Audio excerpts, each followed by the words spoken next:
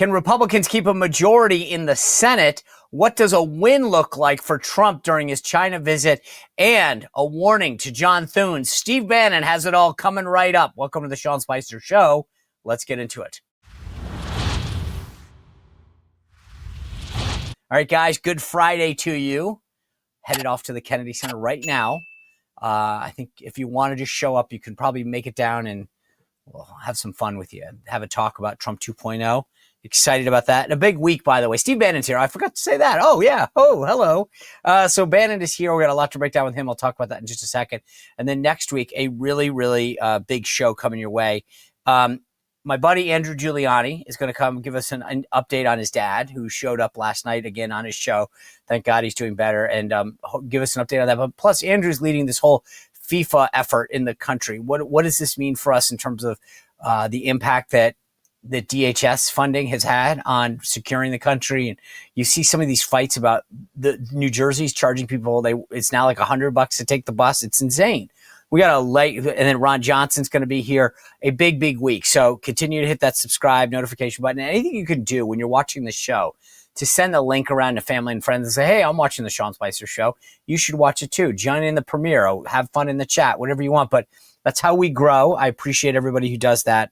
So anyway, a real big thank you to everybody who's been helping with that as well. We had a big week, though. The president's obviously doing this China trip. A lot of big wins on the Republican side when it came to redistricting, and I'm going to get into that. But I wanted to give a sense of like getting Steve Bannon's take on this is going to be super helpful on a whole host of issues, because I think Steve has had his pulse on the MAGA movement, well before even Trump came to office. As you guys remember, I mean, he became the chief strategist during the campaign and then obviously served with them as well. So getting his sense of like, what are we doing to win? What do we need to worry about? What do our priorities need to be? What is his take on some of these key races? What do we need to do what does a win look like in China? Because, guys, one of the big things, President Xi warned President Trump today about China. Basically, yesterday, rather, keeping days straight here. Said, this is it. This is the whole shooting match, how we deal with Taiwan. And obviously, we know they want Taiwan. So that's a big deal. And I'm just telling you, we've got to think about that. What does all this mean? Because they want to take Taiwan back, but it's not just about Taiwan. It's about the Taiwan Strait. It's about the South China Sea. It's about freedom of navigation. And this is a big deal. So it's not just a little island off the coast of China that we have to worry about. This is a big deal. And this will have everything to do with how we work together going forward. So, and obviously a lot of concern about President Trump by the ruling establishment, elitist foreign policy crowd over what he says on Taiwan. Without further ado, I want to bring in the host of Bannon's War Room, the former chief strategist in Trump 1.0, Mr. Steve Bannon. Steve, welcome back to the show. First and foremost, a big thank you to you, to the War Room posse, to Real America's Voice.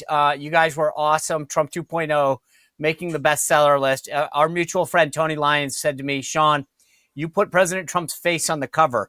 I don't know that that's going to go over too well with the New York Times. And yet all of the support from you and your team did it. And I think it spoke volumes. They were probably afraid not to put it on. Look, the support was very simple. The people love the book, I think, because President Trump, you really understand the MAGA movement, and you put into print, I think, something we haven't seen before. And I agree, but your audience should understand, if you've got any Trump in the title, the New York Times is not going to count the sales to make the New York Times bestseller list, because once you make the New York Times bestseller list, you then get into other media, it gets picked up. The power of the book, though, I think speaks for itself. What we're hoping for is a second week on the New York Times bestseller list, so we can drive it. And I tell you, Sean, our people are very excited about the event you've got at the Trump Kennedy Center. So I think that will propel us forward. But you nailed it.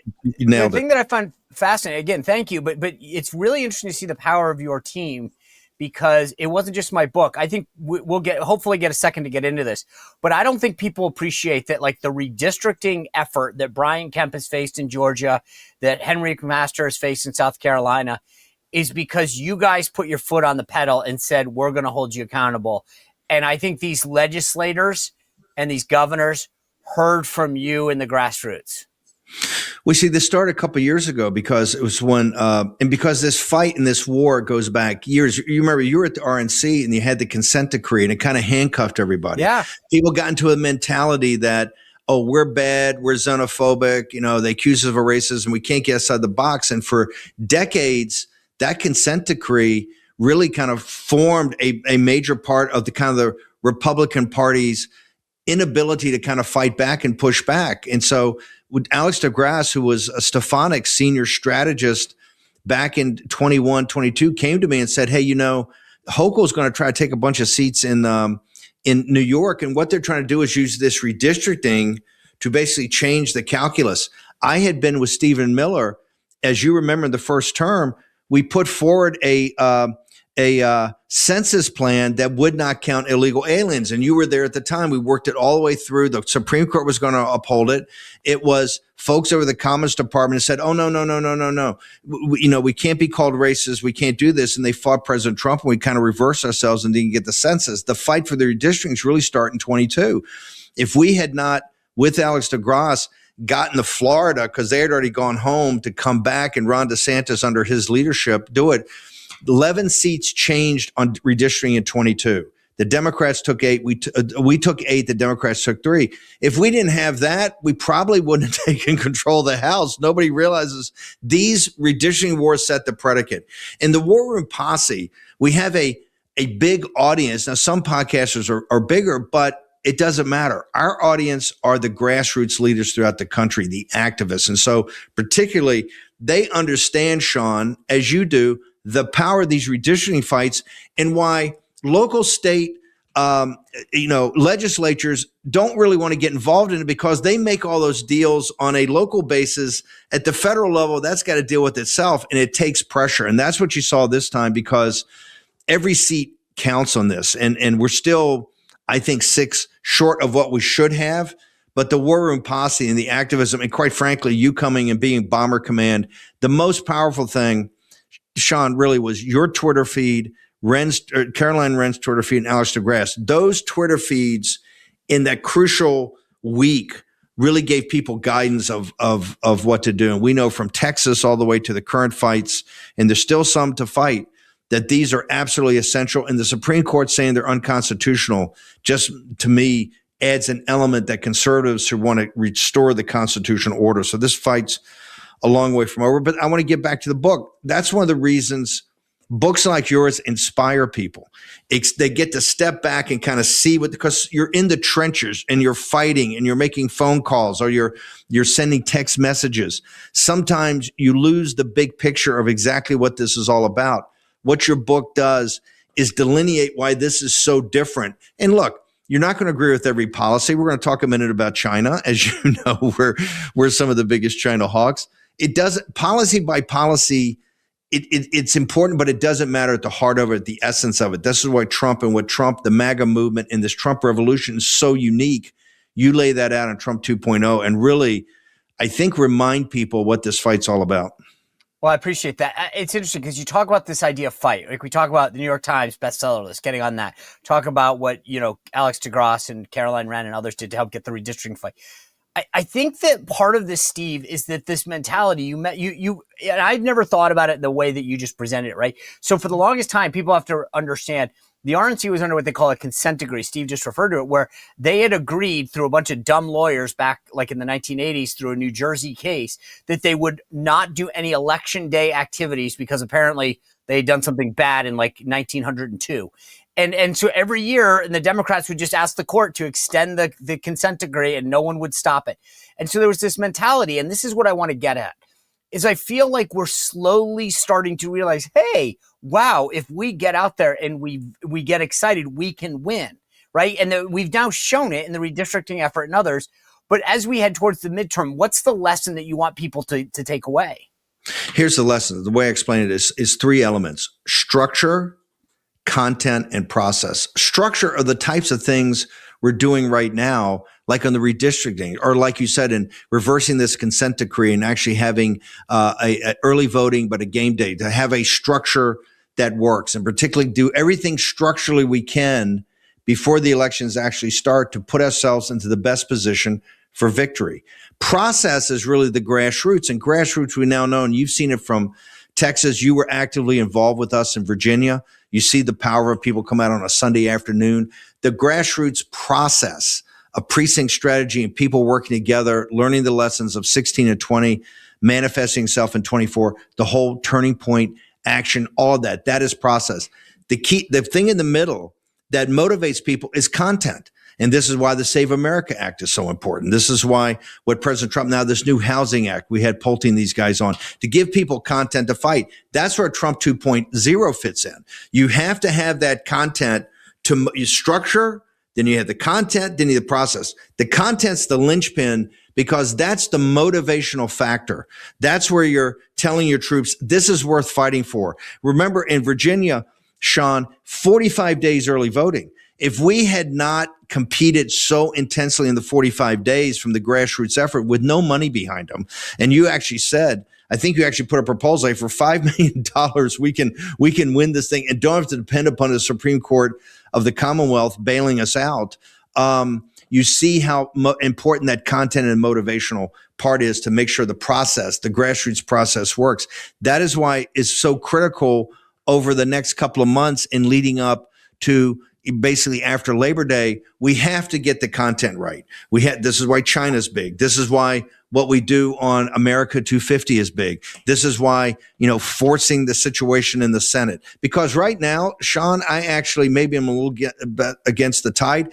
I think we have a fighting chance, given the structural changes that we've done and others, to actually hold serve in the House. I think the Senate's in real jeopardy why? Because the content is not right. People feel like the Senate has abandoned them. Thune and those guys are going to fare thee well and Save America and so many other things. And so this is why I tell the troops, let's just get all three aligned and the grassroots, because we know they've copied our plan. This is what Mondami's done. This is what the Working Family Party has done, the DSA. They've basically taken the Trump grassroots model of voter engagement. What your proposal was in Virginia was stupid ads on cable TV are irrelevant. You're just playing to an audience that's either already going to vote or decided they're not. What you have to do is voter engagement at the one-on-one level. Only grassroots participation can give you that. 100%. It's interesting, though. I'm with you on the House. I actually think the problem, just to give you my 2 cents, in the same way that I put out the redistricting on Twitter, I put the math out. Right now, the consensus among all of the prognosticators, if you actually count the seats, we have about 212 seats. That means we're about 6 short of maintaining the majority. I get us between 16 and 18 toss-up seats. That means that you actually have to take like 35 to 40%, and we get the majority. No one wants to do the math, Steve, on the House. That's funny. They go, history suggests. History doesn't mean crap. I mean, I literally go. When I see these pundits on there, it's ridiculous. What's amazing to me is the media because it's a collection of individual races. When you said that you're at 212, and for the audience to understand this is why these kind of what I call the 5 or 6 that are still hanging out there, every one is monumentally important. 100%. If you pick up one, if we get to 214 prior to Labor Day, 215, that is such a, then you just ton in the resources into these races. But I think you're 100% correct. That's why I think we have a fighting, given all the happy talk and black pilling and pundits saying, they'll normally win 30 or 40 seats. They don't understand how modern politics and the restructuring of modern politics is taking place, really started by the Democrats, but I'm really proud of the Republicans and really the Trump movement in fighting back. So no, I agree with you. I think we're within hollering distance. In the Senate, I haven't had a chance to ask you. I think the Senate, we're in real trouble. Okay, well I can walk you through each of those seats because we have a 3-seat majority, 7 seats in play. I actually think it depends who the Democrats nominate in Michigan. If it's El Said, Mike Rogers wins every day of the week. I think the one glimmer of hope, I was telling Katie this the other day, is I think Michigan. I think Rogers, if they have a perfect candidate for what they're doing now, the NPR crowd, right? And I think Michelle Morrow is her name. They have that. But if the radical Muslim wins, I think Rogers is the next senator. No, that's what I'm saying. But again, the same principle. Okay, so look, 3-seat majority in the Senate, 7 races at stake if you don't count Texas and Iowa, which I don't. And so again, do the math. All Democrats need to run the table to have a shot. That's why I think. But this is the interesting thing. This is what you touched on this a second ago. You said Senate Republican leader John Thune of South Dakota for failing to pass the SAVE Act, that Trump's political base is prepared to punish him, punish John Thune. What does that mean?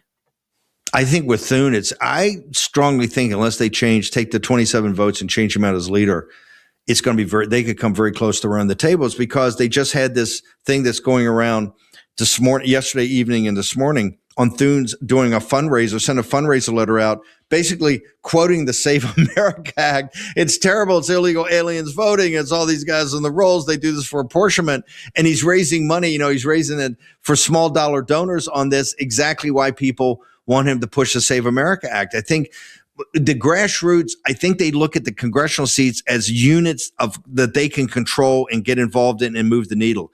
These states are at kind of such a scale, unless you're really motivated, right? I think it could, we've just run out of gas. And I think unless is it John Thune's fault though? Or is John Thune reporting the number, right? Is he saying, here's the number? Because that's what he says. He said it the other day, we don't have the votes and da-da-da. Is our blame, should our ire be focused on John Thune, or, which is fair for lack of, how he's leading this effort, or should it be on Mitch McConnell and the Republicans that won't vote for it, or both? But it's definitely, but Thune is kind of a holdover of the McConnell, of the way the McConnell ran the Senate. Here's what I think is the biggest problem. And I say this with all due respect to the president, but I think just the reality is the United States Senate has been treating President Trump as a lame duck for a while. And I think it's unacceptable. And I hold John Thune accountable for that. Given all the Mitch McConnell stuff, is that number one, people don't realize this. In the now 5.5 years that President Trump has been president of the United States, the 4 year, the first term, and the year and a half, the Senate's never been on recess one day, because they don't. McConnell was said, I'm never going to go on official recess because I don't want to give Trump the option for recess appointments. They really haven't moved any of the legislation that he's asked for is so vital right now, particularly the Save America Act. There was a performative effort. We know because we covered it every night. And I would tell people, I said, this is not getting traction. And you had Schmidt and you had Mike Lee, you had some of these populist heroes in the Senate, but it wasn't going. So I think my belief is you got to make a big change. You don't have, Thune keeps saying he doesn't have 51 votes. Well, let's say that's true. As a leader, to me, he's failed the president and failed the party and failed the country. I definitely believe you can get 27 votes. And with 27 votes, you could change leadership and get someone else in there that would essentially get Save America done. Who would that be? If you got to pick who the next leader would be? This is how bad I think it is in the Senate. I don't know. I mean, I think the leaders, the new generation of leaders of the Schmitts and the Banks and the Hawleys, you see kind of these MAGA populist nationalists coming up. Obviously, they would be too junior for leadership. I don't know. You try Rick Scott, or anybody's got to be better than Thune. Anybody could tell the president he could deliver between now and the end of the year. Or I do think you put in jeopardy, because the theory of the case in the Senate is they feel they've raised so much money, right? And they got to run the tables that they could still hold. But I tell you, I think Ohio, I'm also concerned about Iowa, and maybe I shouldn't be, but I'm concerned about Alaska, Michigan. I'm not Michigan, Alaska, Maine. And we're dodging a bullet in Michigan because they have a candidate who's obviously terrible, but for them, she's marketable. They have this radical Muslim that's going to be very, very difficult. And I think Katie and the team over there are running a great campaign. So I think Rogers will be the next senator if they nominate. You didn't mention Texas. Do you have any concerns? A huge concern. We're shifting the show down there next week. And one of the reasons we went down and did the reason we went and really started this kind of Sharia law proposition, I was very concerned at the end of last year that we had lost all the momentum and mojo of the grassroots movement. People couldn't get a hook to grab on. And I said, hey, in Texas is everything. In the Paxton situation, and remember, I was a guy that went to Ken and said, look, I would love for you to be Attorney General of the United States or stay as Attorney General. The Senate, I'm just not a big fan of the Senate. And he wanted to do it. So I said, and once you do it, we got to win because Cornyn's so bad. We did the whole Sharia law thing. Is one of the things is just to get the muscle memory going of how you organize with no money.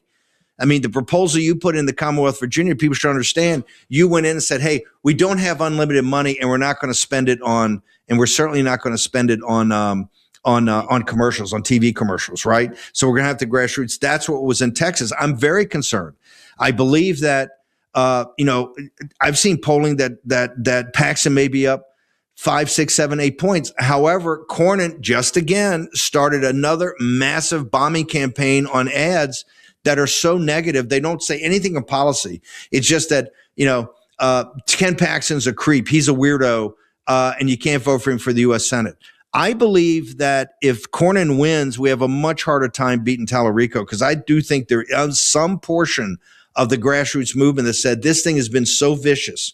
It's been the personal attacks and the politics of personal destruction on Ken Paxton been so awful. I think a certain part of the MAGA base, of President Trump's base, will not come out for any reason and vote for Cornyn, given what he's done against Ken Paxton. That's why I think Ken Paxton, and actually, I believe Tallarico is actually so weird and so outside the mainstream when you really get down to it.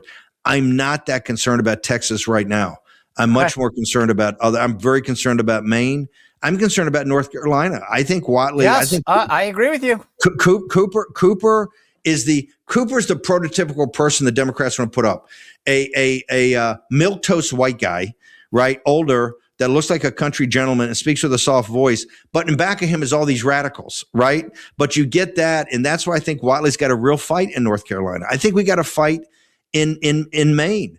I think we're going to have a fight in Ohio. I think Sherrod Brown is very competitive. Yes. He's old school populist. The current guy, and I just think Vivek at the head of the ticket as governor is not going to be strong. I think we got a real fight in that. Hell, they've just raised $10 or $12 million for Alaska.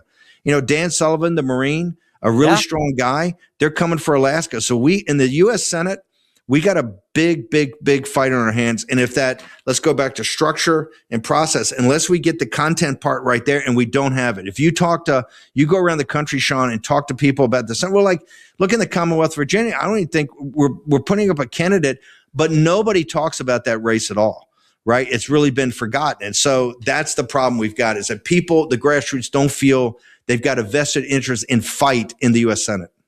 All right. Before I got to get your take on China, because that's huge. And I just want to hear your perspective. One last race I want you to weigh in on. The president kind of teased it this week. He said, who do you like more, Marco or JD? And then he was going back and forth. He said it would be a dream ticket. First of all, do you have a dog in this fight? And second of all, do you think that this JD Rubio ticket would be the quote unquote dream ticket? I tell people this all the time. I think we're making a huge mistake about thinking about anything that's past the 2026 midterm, because things are changing so rapidly. Things are changing. I mean, huge things with AI, with China, with what's going on with the economy. And look, Bessent and Secretary Bessent, which is was a contributor to War Room for years, that we pushed hard to be Secretary of Treasury. He and President Trump had a plan, and it was starting to work. You could see that. You saw that print on the wholesale inflation the other day. Remember, Santillan, everybody said it's the highest print on wholesale inflation since March of 22. That ought to send a cold shiver down everybody's spine, because that was the beginning of when it took off under Biden because of that massive federal spending. My point, every day right now is a fight and a challenge. We have to focus on what is that. And all this, people defer to talk about a horse race like that when they don't want to focus and do the hard work of the now president. We have no earthly idea what's going to be taking place. I will say this, for people in this administration, and particularly for Pete Hegseth and J.D. Vance and Marco Rubio, you better get it right on Iran, because the Iranians know that they're going to drag this thing through in that inflation print the other day. And we had an auction of 30-year treasuries that didn't go great. It was very little. I shouldn't say little demand. It was light demand, and the interest rates went over 5%. People have to understand we got to get this right, and we have to get it right now. That's going to take a monumental work, and let 28 deal with itself. We got plenty of time. Right now, everything's got to converge in November of this year. If we lose the House, even by one seat, and this is why what you have done in redistricting has been so monumental, being kind of bomber command in your Twitter feed. If we lose it by one seat, they're gonna run it like they got a 50 seat. The Democrats are basically a mafia, right? They run it like a criminal enterprise. If they take the House by one seat, you're going to have Hakeem Jeffries Right. in your life. I This is know. why I tell people. That's why these seats right now, the 6 we haven't done, and I just saw McMaster's are going to call them back, are so huge right now that Yeah, we I've can got a lose whole them by one breakdown seat. coming on this. Yeah. I'll walk through every state. I need to get your take, though, on China. The President Xi, Chairman Xi, as I like to say, warned President Trump about Taiwan. You mentioned Iran. There's a lot of concerns about this relationship and what defines a win going forward. What is the takeaway that you need to see out of this meeting in China? Let's be blunt. If that all the happy when they got down and started the meeting in the Great Hall after the pass and review and the review of the troops and the little kids jumping up and down, the Harvard class of 2040 jumping up and down greeting the president and or the new Red Guard, whatever you want to call them. He started by referring to the Thucydides trap. In his opening comments, he talked about the Thucydides trap. Now, for your audience maybe not familiar with that, that is a construct from Henry Kissinger and Graham Allison, really about kind of the Cold War, but they took it up to date to the conflict with China, or our relationship with China that goes back to the Peloponnesian War, that says you have a declining hegemon, you have a declining power and a rising power. And if they don't come to some accommodation, in the 16 times in world history this has happened, 12 times they have not come to accommodation and they've had a global catastrophic conflict. In the 4 times it had, you've had kind of peace and prosperity. So in the opening 5 minutes of his opening remarks to Trump sitting in the Great Hall, he says the Thucydides trap, which basically, yo, bro, you're the head of the declining hegemon. I'm the rising power. And Taiwan's everything. He says, our relationship about Taiwan and what happens in the future is either going to lead us to win-win and prosperity of essentially you fold, or if you stop our reunification, it's going to lead to conflict. And basically implied a conflict we're going to win. You could not, given how polite they are in diplomatic circles, because they don't want to seem like they're talking down to people, they couldn't be more blunt. And Rubio came out afterwards, Secretary Rubio, and said it really wasn't a big deal on the first day of talks. They didn't really talk about arms sales, all that. Well, in the second day, this is going to be central. They have laid out that the central element about this relationships stands with their reunification, which they say is a wayward province. And we say, particularly the anti-CCP crowd, of which I'm proud to be one of the leaders of, says is an independent country. And so people, you can take Elon Musk and you can go kowtow with all the lords of easy money, the Larry Finks and the Steve Schwartzman. You can take over Tim Apple, and you can take Jensen Huang and Elon Musk, and you can kowtow all you want, and you can be a supplicant all you want. But these guys are about power politics. And right now, the Strait of Taiwan and Taiwan with those chip facilities and chip plants are the number one priority of the Chinese Communist Party. And people are just going to have to realize that we're going to have to address it. Okay. Well, again, thank you. This is hugely informative, great perspective. Thanks again for all your help. And tune in. I want to thank you for doing the book. I want to thank you for working with Tony to do the free thing, the free event for the War and Posse and your audience to get to go to the Trump Kennedy Center before it closes for 2 years and have really essentially a major event, which is all free, is extraordinary. The book is great. Let's just continue to push it and keep it in the New York Times so other people are forced to deal with President Trump's picture, this beautiful photo in the top 15 books in the nation, sir. Will do. Hey, again, thanks for your help and your friendship. Really appreciate it. Thanks, Sean. Thank you, care. Captain. All right, what a way to wrap the week with that Steve Bannon, huh? I mean, he killed it on all these issues. It was funny. I don't know if you caught the President Trump was talking after his initial meeting with Xi about how he thought the children were so happy and they were hopping up and down. If you haven't seen the video, I'm sure you can find it online. But these kids just hopping up and down as President Trump and President Xi went into the Great Hall. And Bannon's comment about that being the Harvard class or whatever, right? Because it's true. These kids are all going to get sent over. We'll educate them. Then they'll probably fly back over and have a baby, get U.S. citizenship. I mean, it's insane. But that's where we are right now as a country. Like, that's how crazy this stuff is. And we all know it.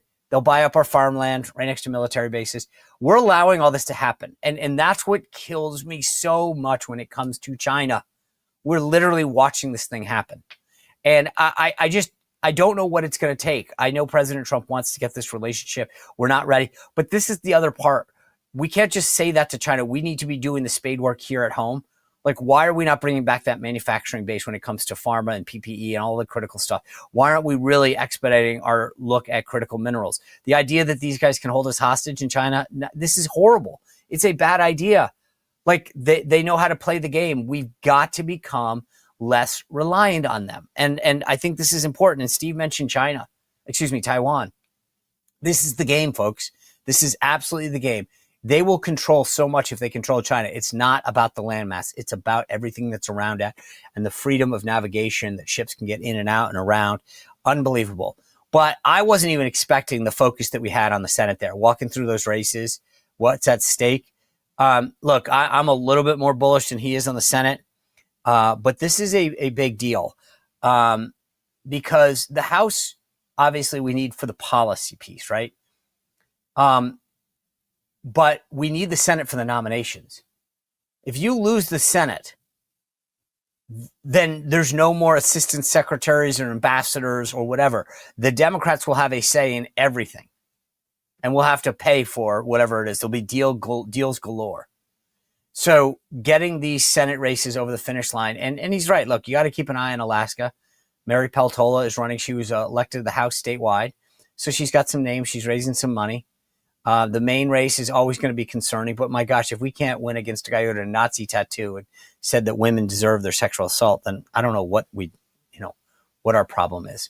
But anyway, that was a great thing. And Steve's right, though. We've got to stay focused on this, what's at stake this November, not worry. And J.D. Vance gave a great comment about The Apprentice and all this stuff. Us who are bringing this up, a couple days ago, Trump made this statement to people in the Rose Garden. Why do you think he does that? Do you think it's a little bit of toying with you both over your succession? Why do you think he brings that up? Just number one. Well, I just don't think it sounds like the President of the United States to have a televised competition for who would succeed him as his apprentice. I just think that's not at all what you would expect the President to do. But no, I think the President, he's always been fascinated by politics. If you talk to him, he was fascinated by politics 30 years before he ever ran for office. So I think it's natural for him to, joke around with us a little bit, to play around with the idea. But I can tell you the President is as focused as any of us on making sure we do as good of a job now for the American people.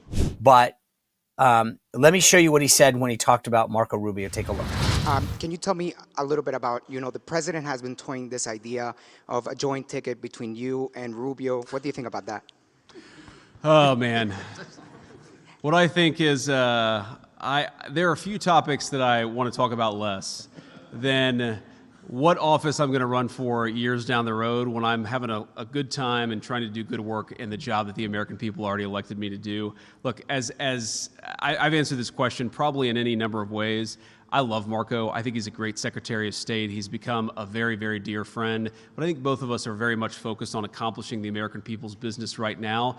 If I was the American people, there are few things that I would hate more than a person who's barely been in one office for a year and a half, who's angling for a job 2.5 years down the road. Let's do a good job now. We just got to keep at it. It's funny. He then went on a joke with another reporter asked him about teaming up with Marco, this dream ticket, which I actually think would be pretty good. I asked Steve the same question, and he said, it's not like there's some apprentice thing here. It was funny. I think everybody got a kick out of it. Anyway, I think what was interesting, though, is the way that Vance answered the question is exactly what Steve Bannon was talking about, which was stay focused. Don't worry about 2028, because if we don't get all this right, then that's a completely different story. And I do think once in a while, we have to remember this, that's the important thing. Stay focused on the real prize. Anyway, I say all that because the other thing that he talked about was John Thune and who could replace him if he doesn't stay focused on these issues like Save America. And look, I think that there is a little bit of both. Like, we should be leading more on this. We should be messaging more effectively on this. I think it's a bit of a cop out to be like, oh, we put it up for a vote. It's so what? Then fight for it. Fight for it. Call these other guys out. If you can't be for photo ID and proof of citizenship, then what are we doing? We know what their side's going to do. They want open borders. They want to pack the court. They want to register all these folks and give them citizenship. They say it. This isn't like some notional idea of what's happening. That's it. Right. And so we need to make a bigger deal out of this. And John Thune sort of threw his hands up. I mean, look, again, part of the reason I asked Steve the question I did is Thune's, to some degree, yes, he could be leading more. They could be doing more messaging. It's not just about going through the motions. What else can you be doing?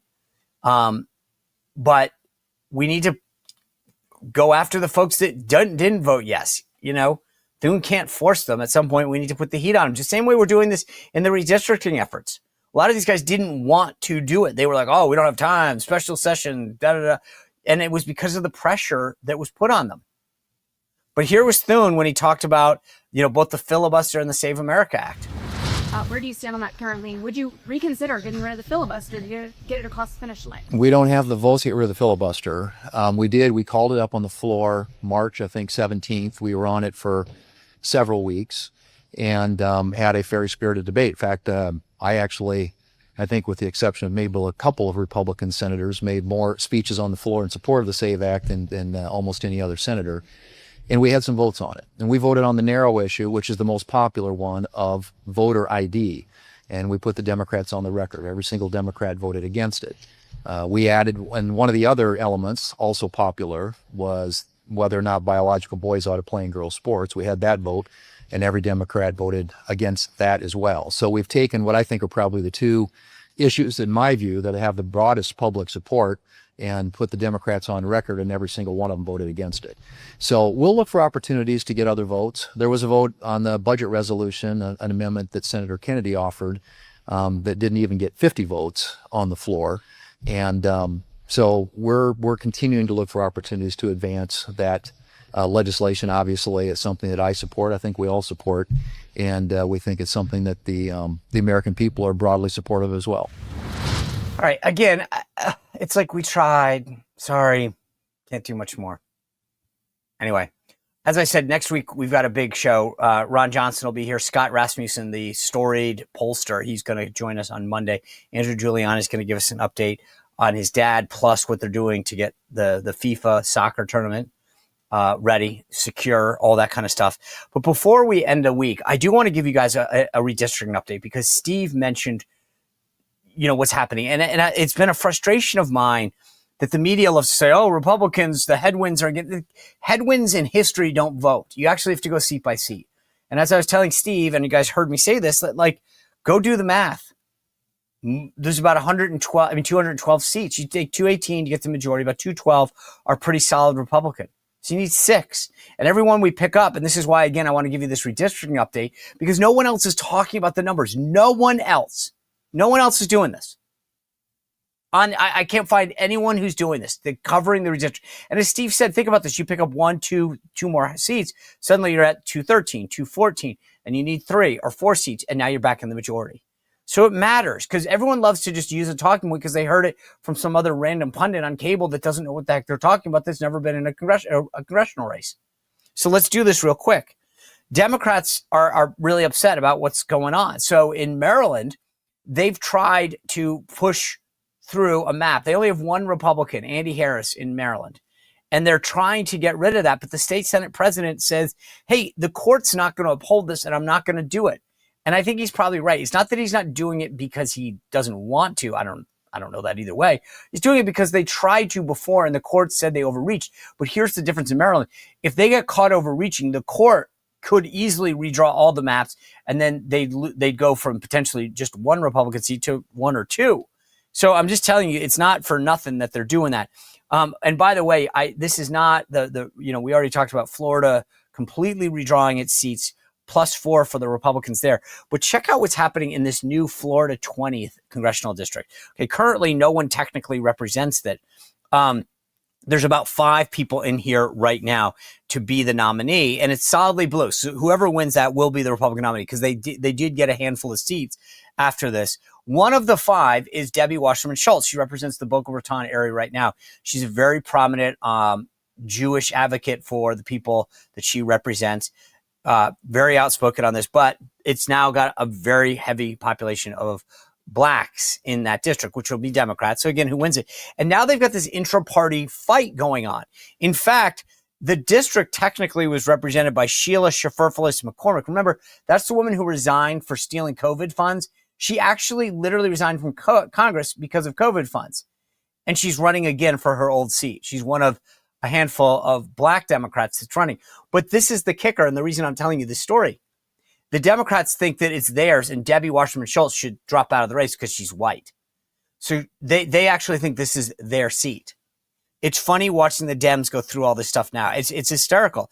And they are now going through this intra-party thing where they've never had to worry it before, because you'd carve out the district, you knew it was theirs, and the Democrats got to check a box. And now they actually can't do that anymore. So I'm just telling you, it's been fun watching the aftermath of the redistricting. We saw this in Virginia. They've been trying to file with the Supreme Court. They didn't even send it to the right court. They spelled attorney wrong. They spelled Virginia wrong. They spelled senator wrong. Anyway, but the fallout since Virginia has been them just massive disarray. All right, let me give you a quick rundown of the other states just to give you a sense of where we are as we head into the weekend. In South Carolina, there was a little bit of concern, right? Because this is the Jim Clyburn district outside of Charleston, South Carolina. That's a black district. Jim Clyburn, a mountain, like a lion, a big, big voice for the Democratic Party. He's the guy that kept Joe Biden, resurrected him. But they want to redraw his district. Well, the House in South Carolina voted 87-12. The state Senate, which had a supermajority, didn't give that passage. It had needed a 2/3. They didn't do it. So what happened then, because the state Senate president said he didn't want to do it. Okay, so then the governor, Henry McMaster, has now called a special session. Why is that important? In a special session, you only need a simple majority, not a supermajority. I think this thing gets done and gets through. South Carolina could be one additional seat. You go down to Georgia, they're talking about redrawing the lines, but you got Governor Brian Kemp, no friend of Donald Trump. They're going to do it, but they won't go into effect until 2028. So that, again, is a push. Nothing happening there. Nothing to see there. Louisiana, as I've already mentioned, is going to be an additional +1 seat. We've known about that, right? So we potentially have one additional because of the South Carolina redistricting. In Alabama, I predicted this and called this for a long time, right? One additional seat. They're trying to make 2, but I think we're definitely going to get 1. I still think there's going to be an effort in Alabama to redraw a second one. But they've got an August primary deadline coming up that they got to get their act together for. I don't know. We're going to see how this thing plays out. But again, when you go through all of these seats, you start to realize that there's a big pickup. I think we probably net 12-13 when all is said and done since the Voting Rights Act ruling came down from SCOTUS. So you talk about what it takes to win the majority. And again, these would be additional pickups. Now we went from 212 to 214. We'd be 4 short of the majority with 12-14 toss-up seats. I like our math on that. Anyway, that's why I'm telling you, don't believe the liberal hype. These guys don't know what they're talking about. Anyway, thank you guys for ending your week with us. Go to my new newsletter, SeanSpicer.com. I got a great column out today. I appreciate all the support for Trump 2.0. As Steve Bannon said, let's keep buying that, get it on the bestseller list. Thanks for being with us. We got a great show Monday, Tuesday, Wednesday, Thursday, Friday next week. So hit that subscribe and notification button. Have a good weekend. We'll see you back here on Monday.